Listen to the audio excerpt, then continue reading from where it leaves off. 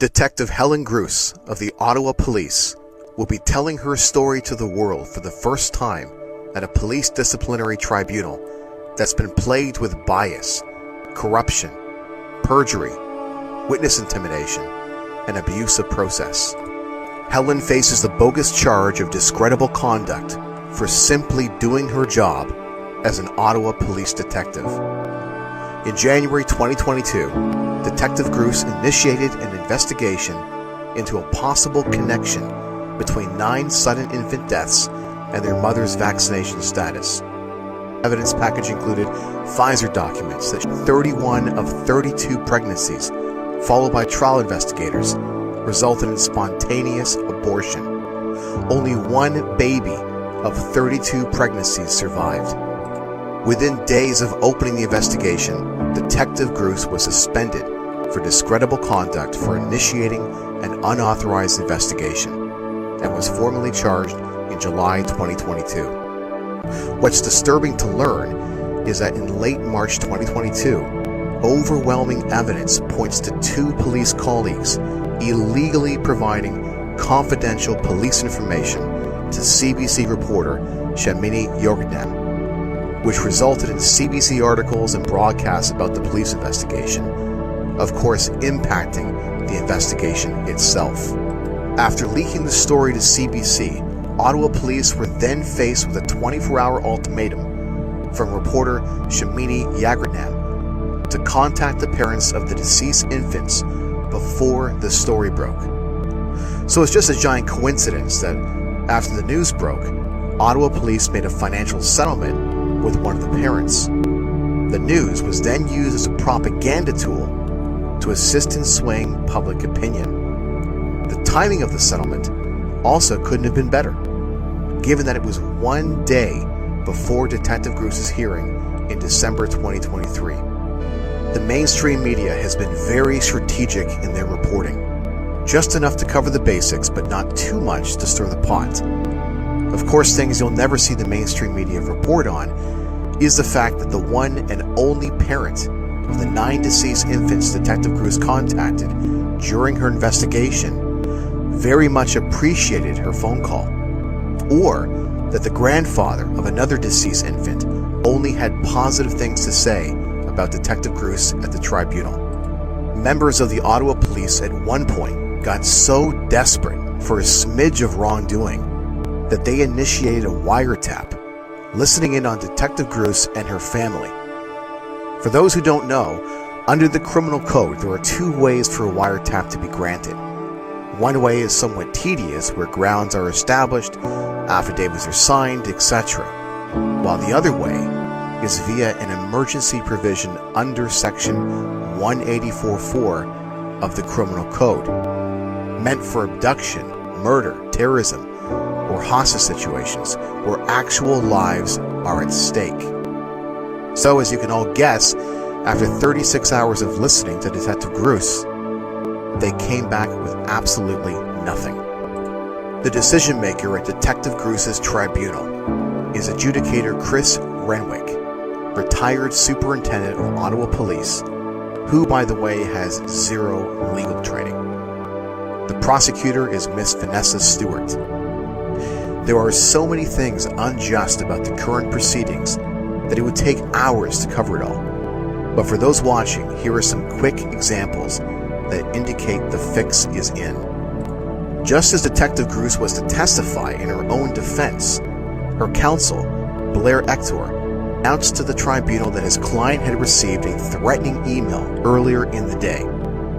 He said, and I quote, "It's come to my attention today that Inspector Hugh O'Toole sent an email to my client stating that she cannot rely on any Ottawa Police Service documents. That is witness tampering. That is intimidation. That is obstruction.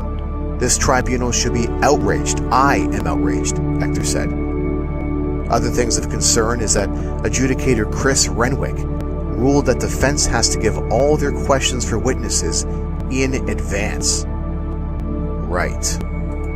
Mr. Renwick also ruled that Detective Grus could not review her own handwritten notes from January 30th, 2022. the very day upon which it is alleged she engaged in misconduct by calling one of the parents. Although the prosecutor was thrown a curveball when Detective Grus's own sergeant admitted on the stand that she had every right to look into the file. I'm sure the prosecutor would love to read you that day. As far as testimonies go, all 5 defense expert witnesses were denied by adjudicator Chris Wenwick. They include Dr. Eric Payne, pediatric neurology, Dr. James Thorpe, obstetrics and gynecology, Dr. Gregory Chan, family medicine, Ottawa Police Staff Peter Landluck, and lawyer Sean Buckley. On a different note, before many of the questions could even get past the second word, the prosecutor Vanessa Stewart would constantly object to the question in an effort to protect their witnesses from perjury. Mrs. Stewart also despicably compared Detective Helen Grus's calm demeanor to that of a serial rapist and murderer in this country. Speaking of Vanessa Stewart, adjudicator Chris Renwick denied defense's request to switch out prosecutor Ms. Stewart on the grounds that she is the sister-in-law of the primary prosecution witness. Yes, you heard that correctly. Evidence exists that the case against Detective Helen Grus is an engineered, politically motivated setup by persons within the Ottawa Police Services. Detective Grus has been serving her community for over 20 years as a police officer and carries an exemplary police record with glowing reviews. Mrs. Grus's commitment to catching and convicting bad guys in the sexual assault and child abuse unit is second to none. This case in particular is one of the most important cases in Canadian history, as it will define how police investigate crimes. The question then becomes, are we going to have police officers frightened, like we do in communist countries, to do their duty without thinking of the political implications? In Western police forces across Canada and the United States, police officers are encouraged to initiate any investigation they see appropriate. We allow the police to do this so that politicians can't corruptly direct police operations. Autonomy is granted in order to prevent the police from being used politically. If you're able, please come and show your support for Helen Grus at 211 Huntmar Drive, Canada, Ontario, from May 27th to the 31st, starting at 9:30 a.m. Detective Grus is a hero who is standing up for all police officers and citizens alike. If you wish to donate to Detective Grus's legal fund, I have provided a link in the description. Lead me where my trust is without borders. Let me walk upon the waters wherever you would call me. Take me deeper than my feet could ever wander, and my faith would pray for Helen. We pray for relief from the stress that she's been under and the onslaught that she's faced for doing the right thing. We stand behind her fully and completely, Jesus. And we ask you to give her the strength that she needs, that she may move forward, and that the resolve today, although it be your will be easy for her at the end of the day.